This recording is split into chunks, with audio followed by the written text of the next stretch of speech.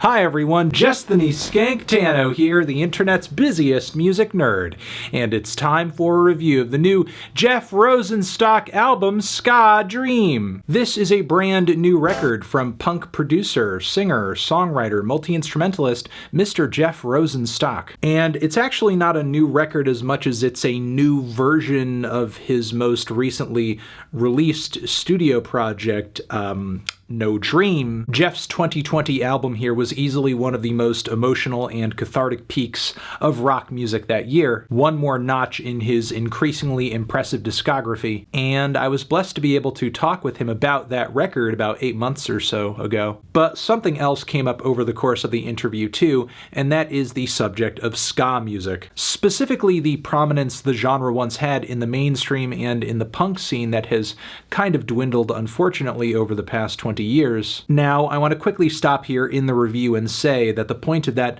part of our conversation and this review is not to engage in any erasure of the many talented DIY ska acts that are out there still rocking today. Really, that point of our convo was more about two guys in the same age range musing nostalgically about a time when ska was a bit more popular and culturally relevant, that's all. We're old.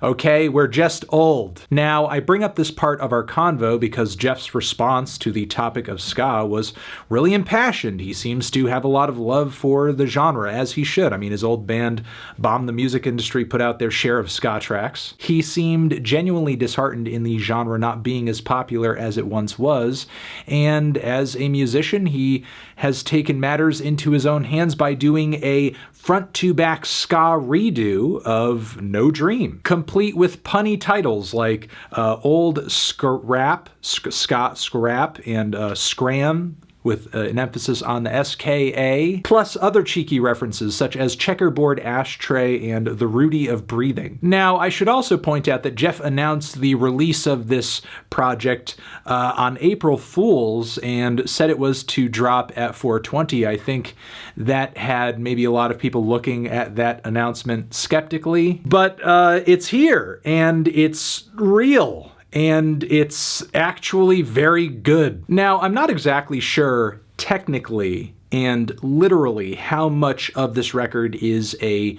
pure redo and rework of the original No Dream, with the songs being pretty much the same and the runtime being pretty much the same between these two records. I imagine there are maybe some bass lines, guitar parts, vocal parts, drum parts that could have just been copied and pasted over. But there are some new versions here, like the Rudy of Breathing I was talking about earlier, that are much more low-key in comparison, and clearly nearly everything in this new version needed to be re-recorded and reoriented in order for it to sound as deeply ska as it does now. So despite SKA Dream pretty much at its core being the same record as No Dream, these two projects have wildly different vibes, which I think is a testament to Jeff's great songwriting, that you can take these same exact songs, the same choruses and verses and melodies, and transfer them over into another genre, and their genius still shines. Actually, with some tracks on this project, I would say that's even more so the case, as No Dream, which if you have not heard that record, I recommend it, is a very loud, heavy, blaring, firing on all cylinders type of project. SKA Dream, by contrast, has a lot more room to breathe, and even more layers to behold between the intricate grooves, the horn sections, the guitar licks, the keys. What's even more impressive is Jeff manages to cover a wide variety of ska styles on this project too. The slower and more ballad-like cuts from the original No Dream are often represented here by tracks in more of a reggae direction, complete with dubby effects. Some cuts present more of an aggressive ska punk style, while others throw it back more to the second wave, with beats and bass lines that would feel at home on a Specials record. Now, again, if you haven't listened to No Dream, and if you haven't seen my review for it either, I recommend you do, especially since we are talking about the same songs and songwriting here. We're talking about the same lyrics.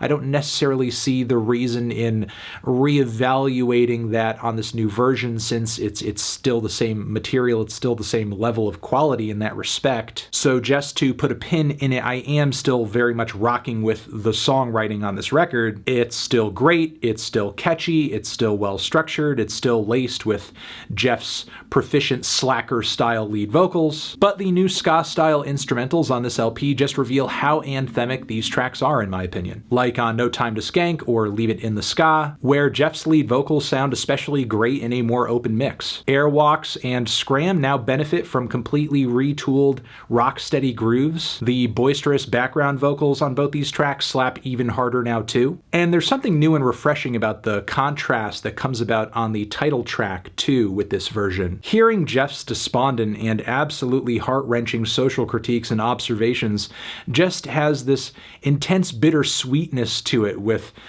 now these rich horn sections soundtracking them. Meanwhile, the track horn line is one of a few cuts here I actually may prefer to the songs they came from on No Dream. If you remember the original, while it is one of the slower cuts here, given the full throttle vibe of that entire record, it's still very heavy, the sound is still really crushing, but this new lower key delay-soaked version gives a totally intimate feel now that I think really complements the song, complements Jeff's lyrics a little bit better. Pick It Up's You Will Not Control mantras, which I thought were maybe a bit overdone with the crushing wall of guitars on that track, now are quite haunting, with them being as open and as naked as they are in their presentation. The jazzy piano improv that sits underneath them I thought was a pretty cool instrumental touch too, and this is just one of many little extra instrumental bits and additions that bring Ska Dream so much flavor. The honking horn intro on the Rudy of Breathing, the wailing guitar harmonies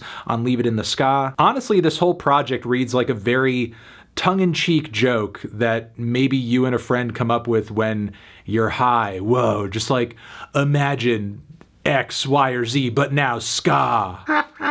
But it's kind of a joke you put so much effort into that it ends up being really great. It ends up being awesome. Dare I say, in many cases, I may want to jam this over No Dream itself. But again, it's a testament to Jeff's songwriting and how good of a record No Dream is, that you can just take the same LP, the same material, totally switch the genre, flip the style on its head, and yeah, I think it's maybe a little more enjoyable, but the fact that it's even in the same ballpark is wow. So yeah, those are my thoughts. I think this thing totally kicks ass and rules and is super dank and is fun and is energetic and exciting. And you know what? I hope this marks a new chapter for the sound and the style, because honestly, it's been long overdue and it deserves it. I'm feeling a strong 8 to a light 9 on this one. Transition, have you given this album a listen? Did you love it? Did you hate it? What would you rate it? You're the best, you're the best. What should I review next? Hit the like if you like. Please subscribe, please don't die. Hit the bell as well. Over here next to my head is another video that you can check out. Hit that up or the link to subscribe to the channel. Anthony Fantano, Jeff Rosenstock, forever.